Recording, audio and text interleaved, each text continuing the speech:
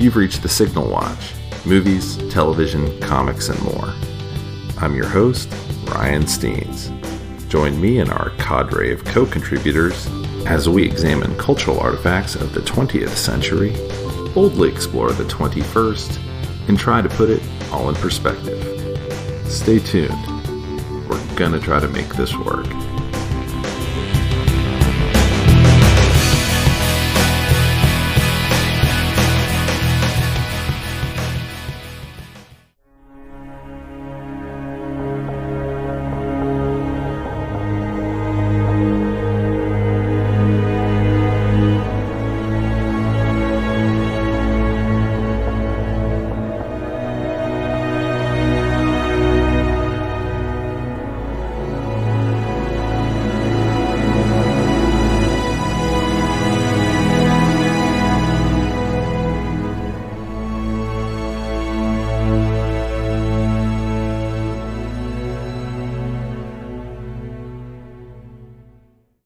Hi, everybody, and welcome back to the Signal Watch. As always, I'm your host, Ryan Steens, and with me today is Simon Day. Hello, good to be here. Good to have you, Simon. It's been a while, but I know we haven't put out that many more episodes since last time we did this, but I think it's been about a month since we did an episode. Yeah, I think it was Blade Runner, wasn't it? It was. But we are back to do one of your Canon films, and that is The Descent from 2005, directed by Neil Marshall. And starring Shauna McDonald as Sarah, Natalie Mendoza as Juno, Alex Reed as Beth, and several others. I mean, not several others. It's a fairly small cast. It is. I'm going to finish it off. Guilted me into that. I actually stopped because I'm not sure the pronunciation of the other ones. Give it your best shot. Sasha Mulder as Rebecca, my Anna Buring as Sam, and Nora Jane Noon as Holly. There you go.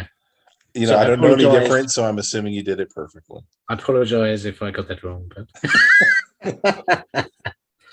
So I think you're right. It's pretty much six girls down in a cave, and that's it, really. Yep. So if you've not seen it, that's what it's about. It's six women who sit in a cave for about 90 minutes, then they leave at the end, and all's well. Yeah, they have a nice picnic. So I saw this when I was at college in Sheffield, when it came out, and it's funny because I was thinking you and I have already seen quite a few Neil Marshall films because we've seen Doomsday, we've seen Dog Soldiers, and we even went and saw Hellboy at the theatre, which was a bit of a mess, but I don't think that was his fault. And I'm a big Neil Marshall fan, and I think for years I've been like, give the guy some more money, let him make another film. Because he's ended up in Game of Thrones, directing Game of Thrones and stuff. Because unfortunately, this was his high watermark. This is like the jewel in his crown, The Descent, because this was the one that made a lot of money. But the films he's made after this didn't do so well, and I think people stopped giving him cash. But yeah, I saw this when it came out in Sheffield, and I'd already seen Dog Soldiers a couple of years before. So I was kind of primed for this, and I remember this being better advertised than Dog Soldiers, being pushed a lot harder. But it had a bit of a wonky opening because we had some bombings happen in London at the time, and I think they had lots of Descent kind of adverts on buses that said, pure terror, and of course anything with terror in it had to be kind of removed, and they had to I think they delayed the launch of it. But the other interesting story about it was, so I saw it about 3 or 4 times in English theatres, totally loved it. I was a big fan, telling everybody to go and see it with me and dragging them along. And then about 6 months later, if not longer, I came over here to visit my brother, I think. And it was actually on in American theatres. And I was looking this up last night, and I think it's partly because it was doing well. It had been on for a while, but partly it came out later over here. It came out the next year. So we went to see it in the theatre, which is still there, I think on I-35. And I had a bit of a shock at the end of the film because it's got a different ending. We can talk about later. But I remember turning to my brother and going, "There's another 30 seconds after that." And they've chopped it off to make it a bit more cheerful. Not that much cheerful, to be honest. So yeah, interesting. But we can talk about that later. Sure. This was my first time seeing it. I vaguely remember the ad campaign when it came out here. And if you've listened to the podcast, you know I'm not like a huge fan of most modern horror. And so, you know, I was like, okay, I get it. There's some women who go in a cave and there's some creepy crawlies and they're going to get picked off. But we had some other stuff going on in our life at that point, and I just wasn't getting out to see as many movies as I was. I would say it was about 4 years ago that I really began to understand how people regarded this movie. Maybe 5 years, I don't know. But it's been fairly recent history. It was not the first, I would say, 10 years after this movie came out that I really I heard of The Descent. I knew it kind of had a fan base, but it's stuck around now for 15 years as you got to see The Descent, which doesn't happen that much with horror movies. No, People kind of move on to the next flavor, right? I mean, it's like, yeah. Well, I think I've been trying to get you to watch it for Halloween for about 3 years, and it is, when I think back over the last 20 years, not many horror films jump out at me, but this is definitely one that I'd hold up and say that's one of the better ones I've seen in the last 20 years. Yeah, I mean, you see it mentioned a lot, in kind of film circles, especially in horror circles, and I guess I'm going to turn to you. It's your film. Why do you think that has been true about this movie?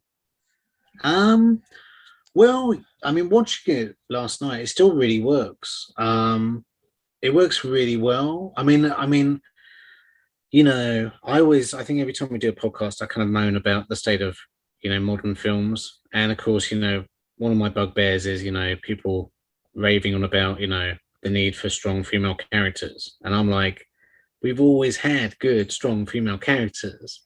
It's like you don't have to feminize James Bond or Indiana Jones or pull down, previous, kind of white middle class, role models or whatever. It's like, you can, we've always had them. It's just like they've been well written. And I think this is an example of where I would say, look, this is a great film. It's almost like a female centric The Thing, it's like, which, is, was a purposeful decision by Neil Marshall. Because I think he said, there's not enough women in horror. And I wanted to have not just a screaming girl, the old cliche. I wanted to actually have, women reacting realistically together to a threat. And I think it does that really well, and it does that way before this wave of, I guess like politicized films that we're hitting now.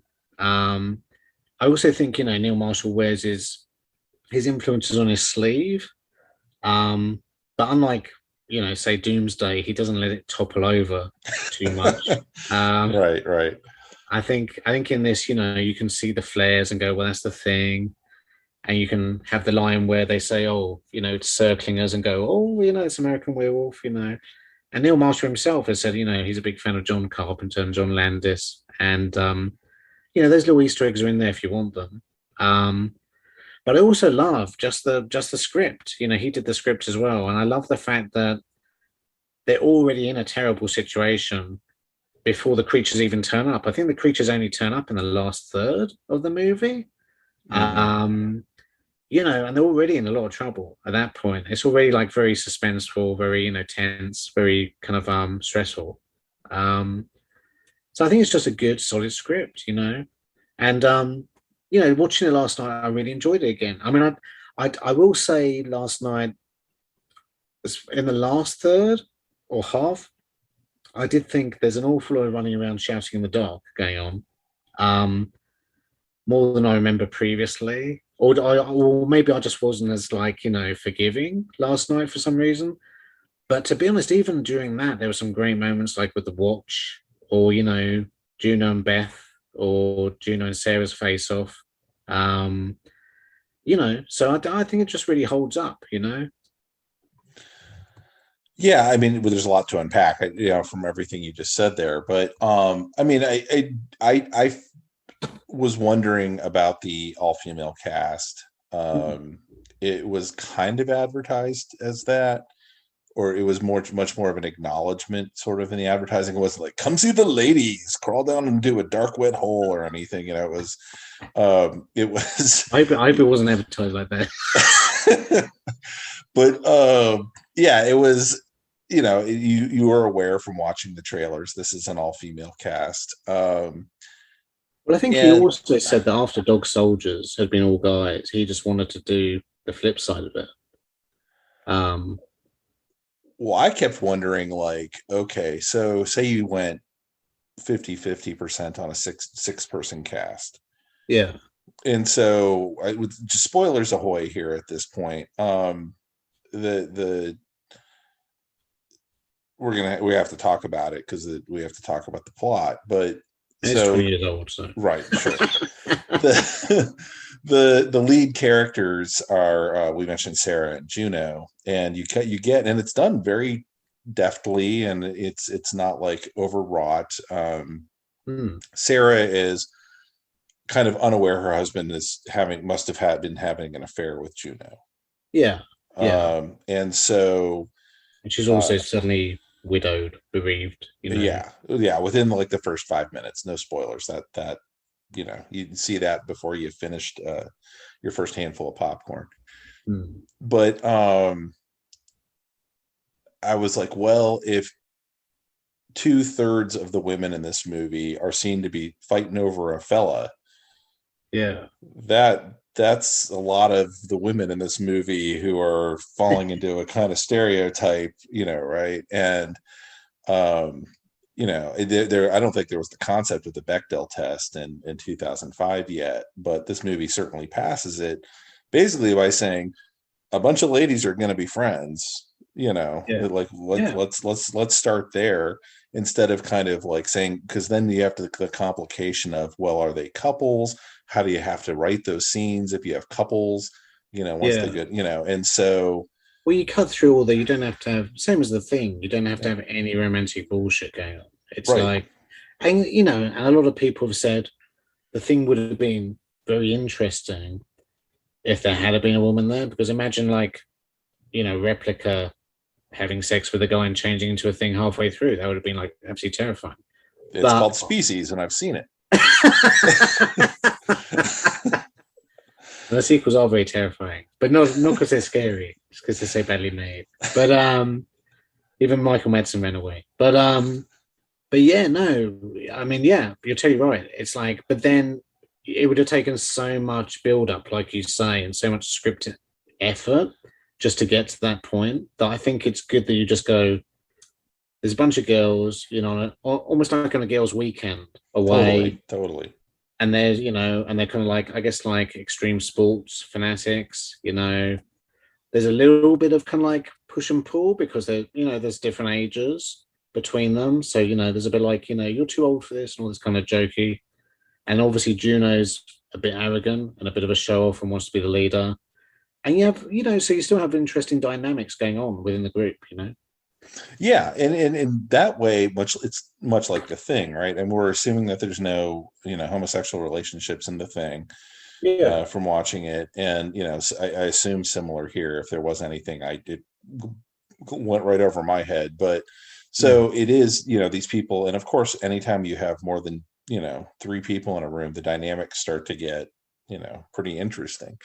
And so I did, the characters they don't spend a ton of time, just as in The Thing, they don't spend a ton of time on every single person. It's kind of up to the actors to bring something to the table. Yeah. At that point.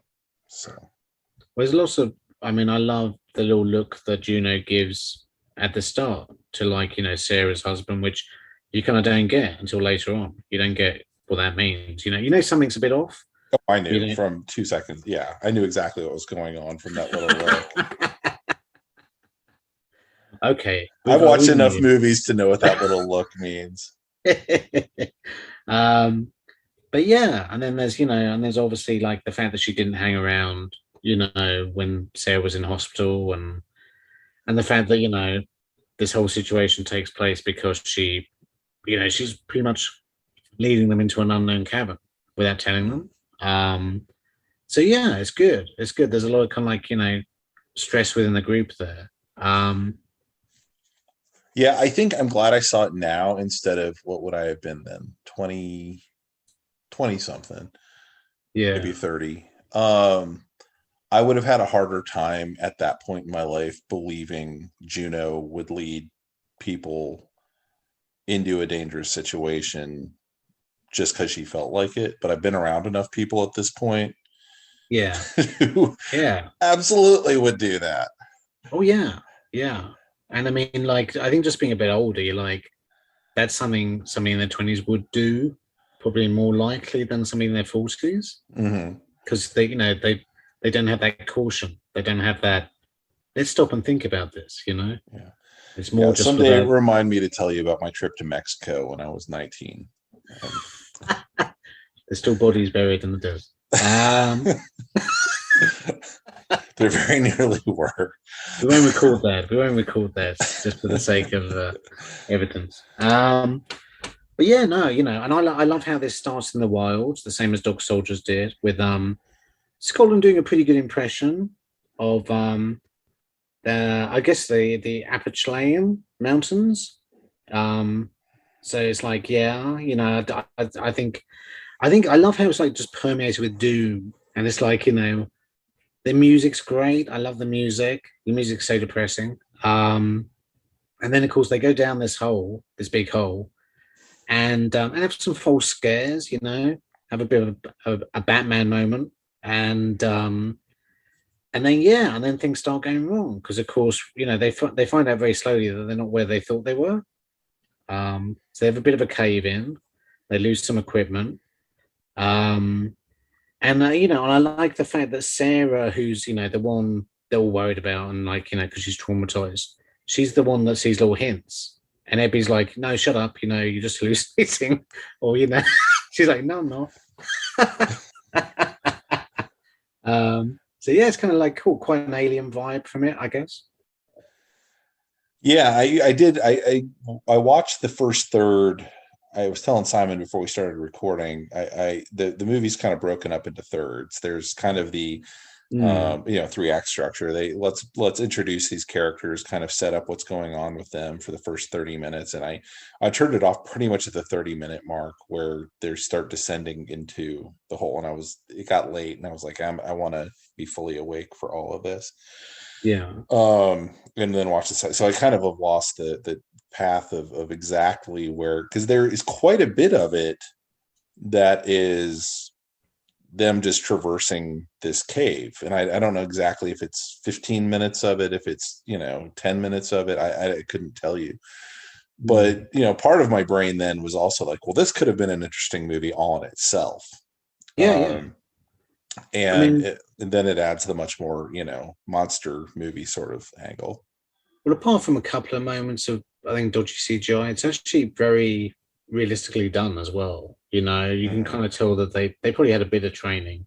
And there's obviously a couple of stronger climbers, and there's a couple of show-offs, and there's the couple who are like a bit more timid. And it's just, it's just really well done, I think, I mean, watching it last night, I was like, maybe they're not quite being quite as coarse as maybe Real Girls would be, but apart from that, I think this is, pretty well done. And then of course, you have the big reveal, which, watching it now, I was a bit like, oh, camcorder footage or whatever.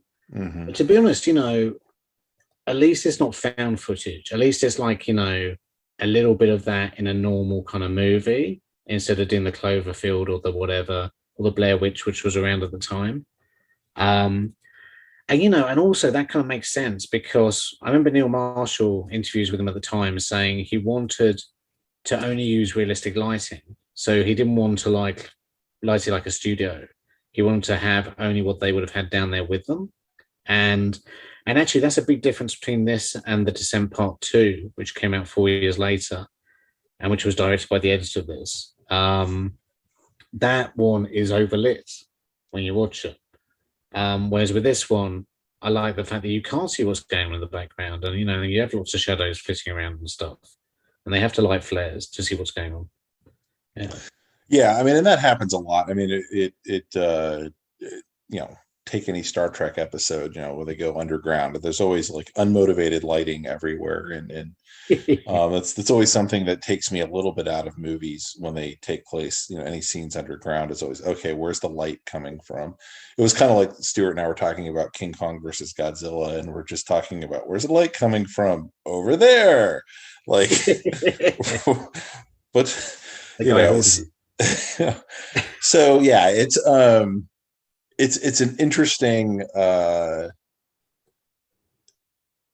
thing that they did, visually, to try and keep it, if it feels natural, if it really feels like passing through a cave, you're there with them. And it really does, I think, end up heightening the effect that they're going for. Yeah. And then, of course, when you do have the big reveal of the creatures, it's good. I don't think they're overshown, at least not at first. And because I think, again, in a sequel, they kind of have them way too much. But it's like in this, they're kind of like, it kind of reminded me a little bit of like Deathline, which we saw. Mm-hmm. I thought about Deathline. Yeah, these guys are obviously the ancestors of cavemen who either got stuck underground or decided to stay underground, and they've kind of evolved. And but they're still recognizably humanoid. They're not like crazy aliens or anything. They're like they've still got like women and children going on there. So I will say I did think during the movie of I was very curious as to what their food source was. Deer. Well, moose. Well, I'm gonna. I know this is your Canon movie, but I'm gonna point out what I thought was a bit of a flaw in the film. How do they get it down the hole? Where are they counting on animals just falling in the pit and they go grab them? Like, because then I presume there's multiple entrances and they go out and hunt at night and then drag it back. I guess the only other entrance we see is the one or exit is the one that Sarah leaves through. Well, that's not real. That's not real though, is it? Well, it depends which cut you see. And the American cut, it's real. Yeah. And it's completely overgrown. She has to dig her way out. Yeah. So they're not using that. Yeah. And those are the only 2 points we know of. And so I know what you're saying, because there's a huge amount of bones, and it's like, how many lost climbers would wander through there? Here comes another one. Probably not many. They'd probably all starve to death. But I kind of went with that. It doesn't matter. It's one of those things of like, the concept is what the concept is, and you let it go. But I kept thinking, well, are they going to explain this? And then I kind of realized they're not going to explain this, and that's fine. That's not what this movie is here to do for me. I mean, they kind of had like a miner's hat as well, and they at one point, and obviously you can't rely on a sequel to dig yourself out of plot problems, but in the sequel, it is kind of, they find out it's kind of linked to an old mine, so that makes a bit more sense. But that is a bit like Poltergeist going like, it's, they didn't move the bodies, but it's also got an Indian burial ground underneath it, and just adding stuff on ad nauseum. So yeah, I just figured there's probably another couple of entrances. They probably go hunt at night, just drag stuff back. Because like you say, I mean, yeah, there's no other reason animals would get down there. Yeah. Really. Yeah. But I'm not going to get into the whole physiology and all that. It was like, yeah, of course they have no sight because they live in a cave, But they did. I think the makeup was very good. They were smart in what they did with what they had. I like the clicking noises, be like bats, to kind of, I guess, like, I don't know if it was radar or just a signal to each other, but that was quite good, I thought. Yeah, I took it as radar because I thought they were supposed to be blind. Yeah. But let's talk about the ending. Okay. Because because, like I say, I was a bit shocked when I saw it over here in American theatre. And so basically the end is Sarah falls down, picks herself up, sees a light, picks herself up, crawls out into the wood, runs to the car, gets in the car, drives away onto normal roads, pauses because she's obviously very upset, turns around, and there's the ghost of Juno next to her. Jump scare. Now, after that, that's the American movie credits. Yeah, so that's the American version. That's where it finishes. So I guess she's been driven a bit nuts, but she's escaped. Well, the English one I saw originally was it cuts back to she's still underground, and she's kind of like really just I guess like lost her mind a bit. She's like hallucinating her daughter, and the crawlers are moving in. You kind of hear them getting closer and closer, and she's kind of screwed. She's still deep underground, and they're closing in, and that's it. Fade out. So the English version is kind of like Brazil in a weird way, because it's like, I don't know if you remember the end of Brazil, but Universal did the same thing with that. They cut the end off after Robert De Niro kind of like came in and rescued Jonathan Pryce, and he got in his truck with his girlfriend and he drove off, and he was like, did. And it's like, well, the original version, which Terry Gilliam fought for, was then it cuts back to Michael Palin, who's been torturing Jonathan Pryce, going, I think we've lost him, sir. And Jonathan Pryce is happily humming Brazil to himself, and he's gone into his own mind to escape the reality he's in. I guess the English one's the Brazil ending. Ironically, though, they needed the American version so they could do a sequel. Because, of course, the English one has no hope. Everybody's dead. Sure. Whereas in Descent Part 2, it starts with her escaping. I think it's like a reshot scene of her coming out of the hole, jumping in the truck. And then she wakes up in hospital, and away we go again. So interesting. Yeah. Well, so, we can go a little deep on this. It depends on how, I guess, you think of what is the point of telling a story, right? And that's what I thought about, because I was reading the Wikipedia article, and they were like, oh, the British version has this extra, 45 seconds of footage or whatever. And, it's a pretty crucial bit of footage. And it's kind of like cutting off the last chapter. The movie of Clockwork Orange ends with kind of, the way it ends. In the book, there's actually a last chapter where all the same stuff happens, but then Alex realizes he's getting older and he doesn't care about all of that stuff anymore, and he's basically going to mature, and suggests he's going to mature out of all of this anyway. Yeah. And that was kind of the point of the book. It was like, you cut off the last chapter and you kind of changed the whole thing there. And I would say similarly here, or in any horror movie, it does turn Sarah into a final girl in some ways. Yeah. The British version says there is no final girl. But then what is each movie in turn saying? Like, is it just a pack of scares? Like, what do the two different, what would it, I guess, of the story, what appeals to you, and how does that work for you? Well, Lionsgate said they wanted to remove the uber hopelessness of the British version. I love a bit of uber hopelessness myself, but it's like, so I don't think they even really were thinking about sequel. But of course, it does set up a sequel. Because talking about the Descent Part 2 briefly, it's pretty solid. It's definitely a couple of steps down from this. It's worth watching if you want more of the same. So Sarah wakes up in hospital being harassed by a very American Stetson-wearing sheriff, played by the guy who played Brad in Superman 3. Oh wow. Okay. Which I didn't realize until this year. I was like, where do I know that old guy from? Because he's obviously got a big bushy beard now. But he kind of like handcuffs her and says, we're going to go back down the cave. Great plan. To find, so you can show us where you left the bodies of all the people you murdered. And of course, they take another team down, and it all goes hilariously wrong. But the big reveal, I'm about to spoil Descent 2, by the way, but that's fine. Yeah. The big reveal is Juno pops up and she's still alive. And it kind of ends the Descent 2 with her and Sarah kind of forgiving each other and holding off the hordes of crawlers as they get killed while the young new girl clambers out.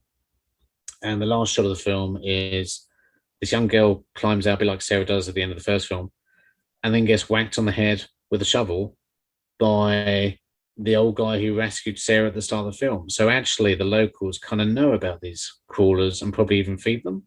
So it's kind of like straying a bit more into Texas Chainsaw Massacre territory.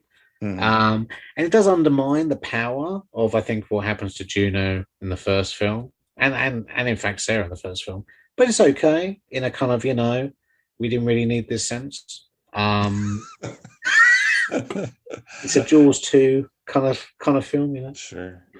Well, I mean, I guess taking it back to the first film though is I often think of story itself as being like, okay, it's a simulation that is supposed to make you think about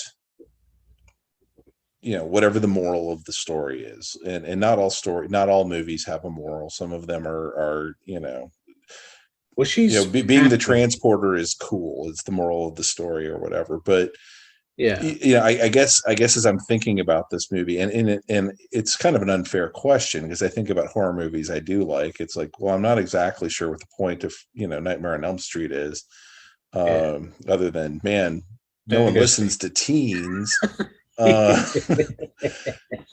So, but yeah, it's I was thinking about that quite a bit of like, the what drove Neil Marshall to tell this story, and what was appealing to you about this story that was contained within the movie.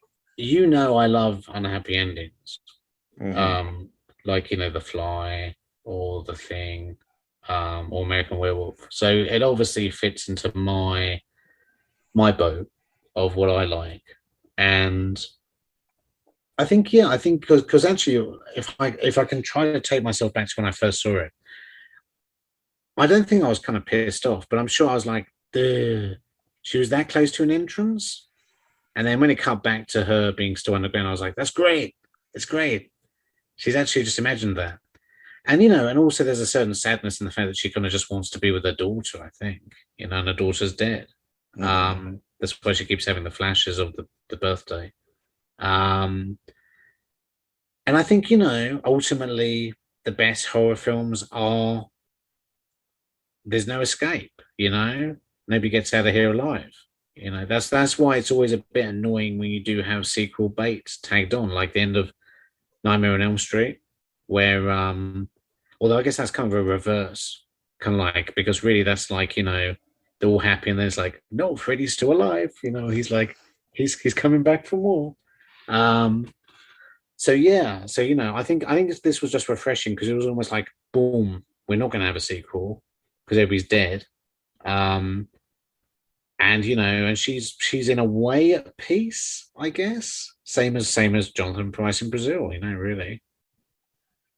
Okay, yeah, because it felt to me like I was like, well, what is the arc for Sarah here? The arc is, of course, I mean, we don't know her very well. Yeah. I mean, really, it seemed to me she learns she can kill, and in fact, she does. Her, the Juno, who wronged her, which I was like, that's kind of an interesting arc for a character. So she's not coming out of it as the lesson I learned to become a better person.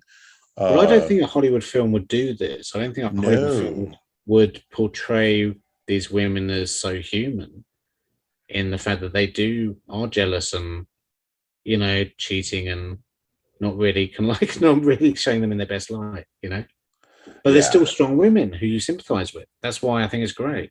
Yeah. Same as in The Thing, they're definitely not perfect human beings, but you still feel sorry for them. Yeah. Yeah. I mean, they're very, I wouldn't say anti-hero, but they're allowed to be deeply flawed people. Yeah. Yeah. I mean, yeah, none of them come off like, there's no untouched virgin in this movie. And the closest you do get is Sarah, but her arc is, as I said, I figured out I could murder when push came to shove. And she loses everything. Yeah. And then she finds out that everything she held up, or at least her husband, maybe not her child, but at least her husband was false anyway. Mm-hmm. It's built on sand. And her friend is not the friend she thought she was. But then maybe that's enough to push her out of Juno's shadow and make her be her own person. Whereas previously she just kind of towed along behind, kind of doing what somebody else wanted.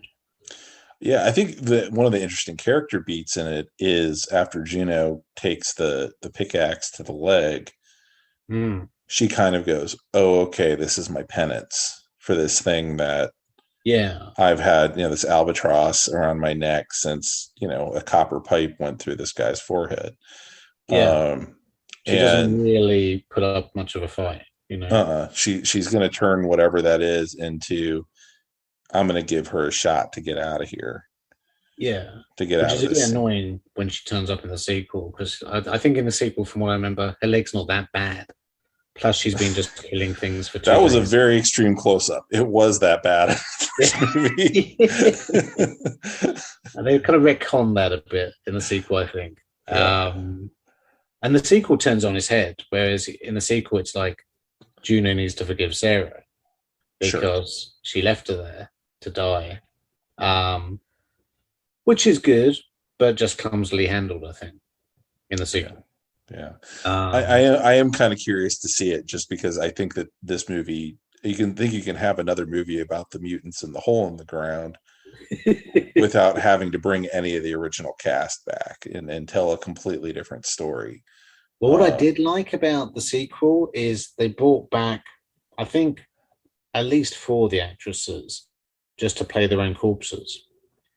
So you don't see them much, but when you do, it is them laying there all made up. So that's kind of cool. And looking more desiccated because it's been a few days. So Right. Huh. Yeah. So that's a nice touch. But yeah, but I mean, this was a big hit. This was actually, I mean, let's have a look. The budget was 3.5 million and it made 57.1 million. Yeah. That's a producer's dream right there, man. Yeah. I mean, I remember this being one of those rare beasts of, not just a horror film, but like an English horror film that did well in America.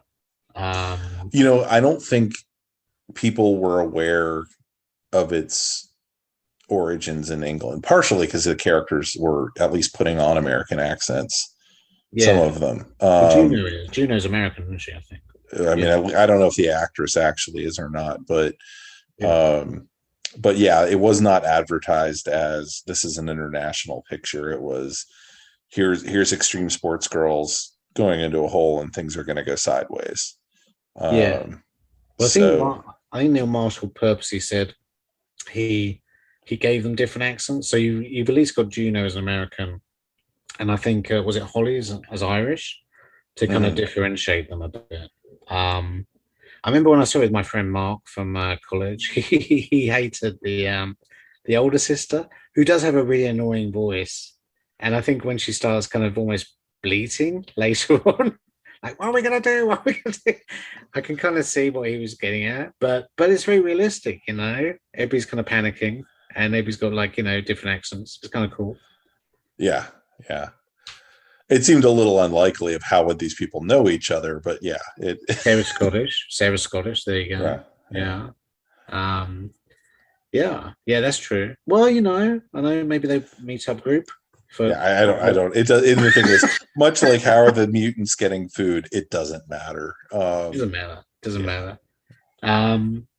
But yeah, no, I mean, like, so Neil Marshall, like I say, after this, he kind of like, I guess he blew his wad on Doomsday, which is basically Escape from Scotland instead of Escape from New York. Mm-hmm.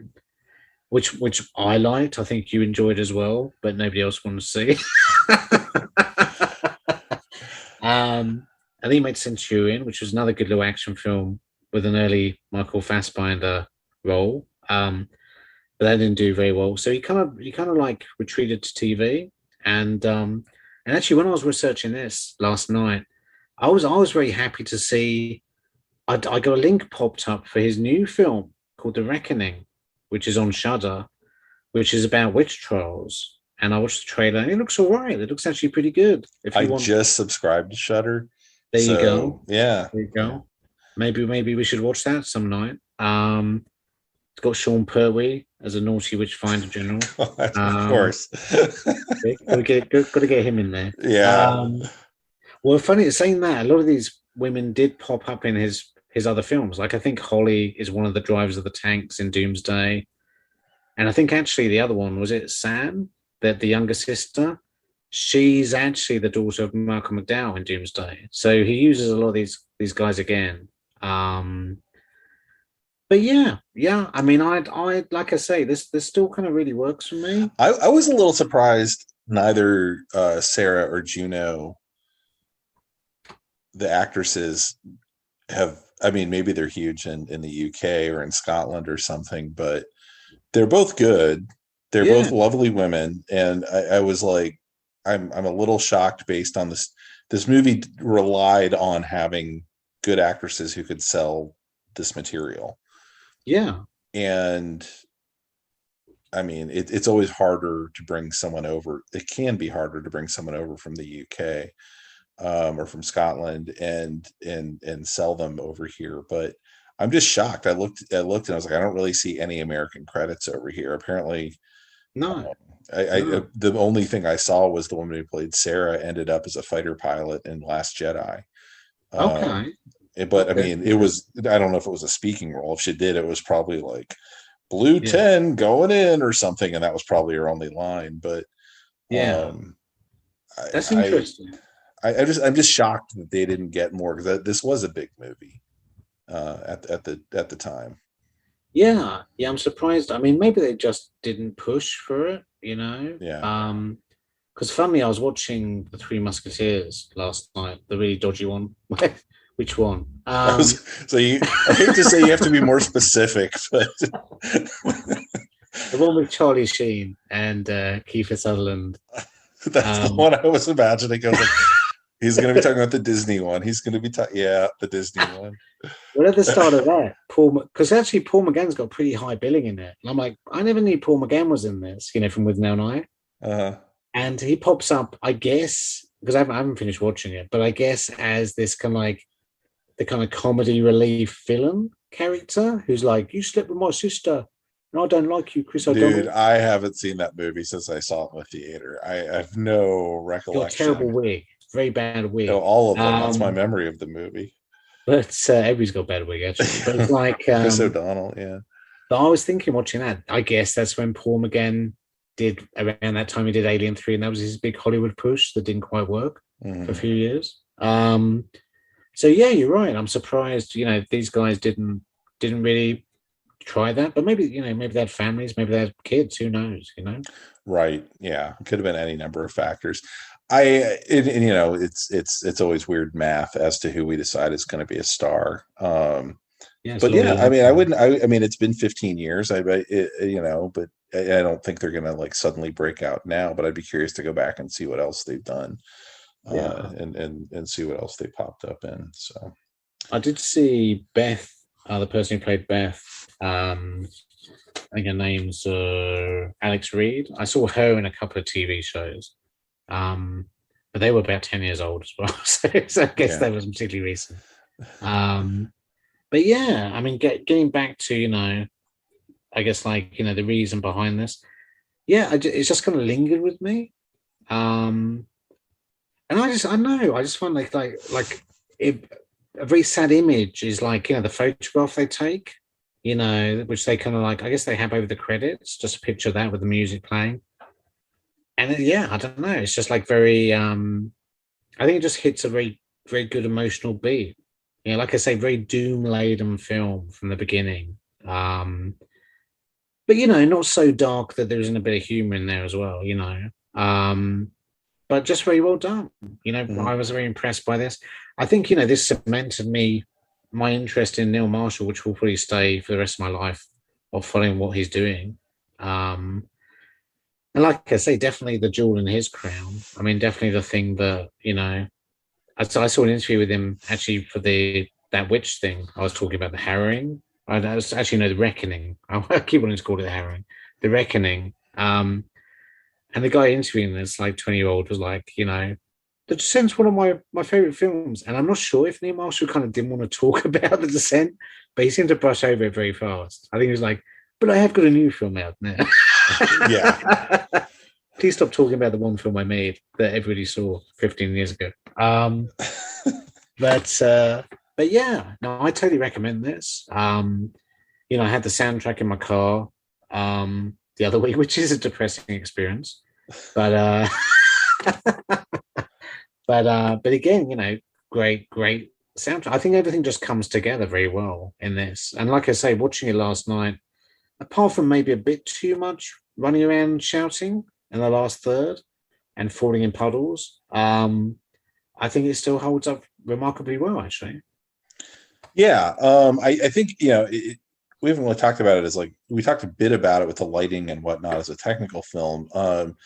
I guess it was shot entirely in Scotland, from what I read. They double forests in Scotland for the Appalachian forests, and because they don't focus on the mountains, which it's not like Scotland doesn't have mountains, but they just look different. Well, even when I saw it back in 2005, I remember kind of grinning to myself and going, they've literally made an American road sign and got a couple of American license plates or cars. And there you go. You're in America. And it's but yeah, the caves are all artificial. It's all soundstage. There's quite a few of them as well, I think. Yeah. I mean, so it's an impressive, just kind of, if nothing else, and you want to take a look at it to see, maybe it's not exactly your cup of tea. Visually, it's incredibly striking. They do a lot with the torches for lighting and the flares, which also helps kind of set the mood and the tone of the various scenes as they're going through. You got little nods to, like I said earlier, you got little nods to, I think, some of Neil Marshall's favorite films. Like there's an Apocalypse Now moment where she comes out of the bloody pool, and there's a little bit of Carrie here and a little bit of American Werewolf there, and it's kind of nice to see that without it being kind of rammed too hard home. Yeah. But I definitely, and it would have. Yeah, I agree. You said you wanted me to watch it at Halloween. It would have made an excellent movie for that season. I remember a few years ago, the Alamo did, come canoeing and we'll camp somewhere and watch Deliverance. Those kind of like those kind of experiences. Yeah, don't come and get like chased by mountain men and raped. But come and watch it and experience these films in kind of the settings they're supposed to be. Like there was another one where you went to the original Texas Chainsaw Massacre house and watched the movie there.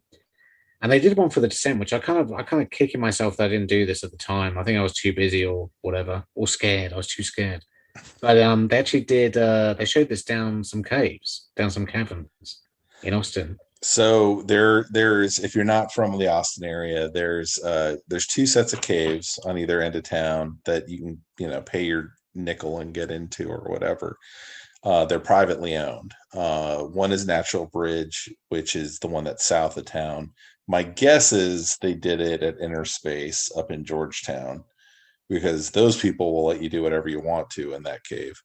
It may have also been at Wonder World at the cave there in San Marcos, but I can imagine what room they would do it in at Inner Space, not having had been in there since 7th grade. But there's a particularly big almost a cathedral type room that you pass through at one point. And I can't think of Natural Bridge of where you would have enough space to actually put a lot of people. So, but I did think about, I wonder if they've ever done a rolling road show with this movie, knowing how they used to do those things. So. Yeah. I think we did. Didn't we do American Werewolf?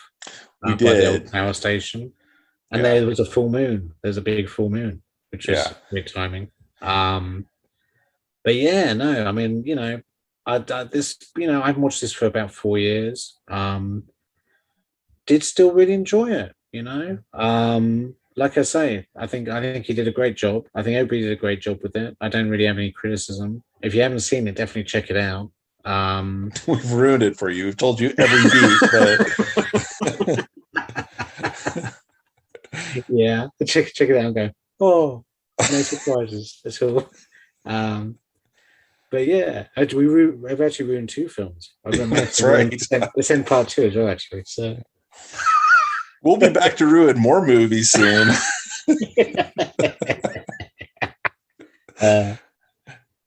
But yeah, no, thanks so much for bringing it to me, man. I really enjoyed it. Yeah, no problem.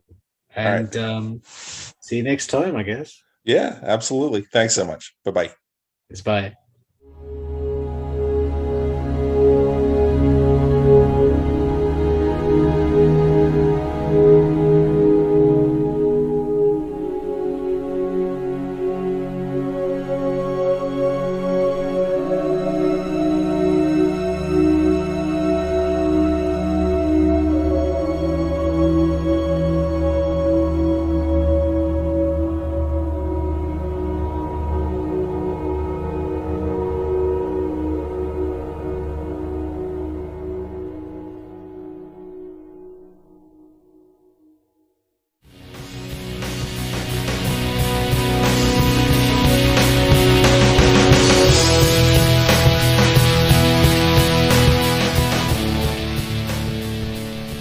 That about wraps it up for this edition of The Signal Watch, a production of the League of Melbotus. Thanks for sticking with us. If you enjoyed the podcast, we invite you to drop on by the Signal Watch blog, where you'll find write-ups of a wide variety of movies and more. We'd love to hear from you, so find us online and let us know what you think. Whether you prefer email, blog comments, or social media, we'll be happy to hear from you. We'll be back soon with more exceedingly high-quality content. So, until next time, God damn it, babies, you've got to be kind.